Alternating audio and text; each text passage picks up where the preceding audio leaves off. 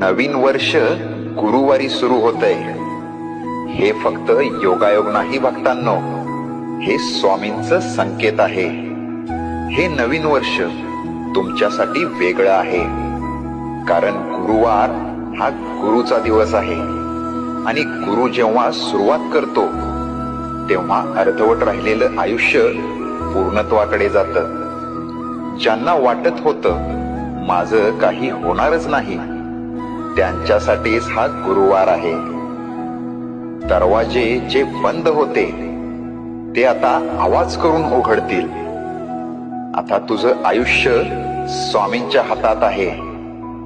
फक्त एक गोष्ट कर, मन साफ ठेव आणि श्रद्धा घट्ट ठेव, कारण नवीन वर्ष गुरुवारी सुरू होतंय आणि गुरुवार कधी रिकामा जात नाही.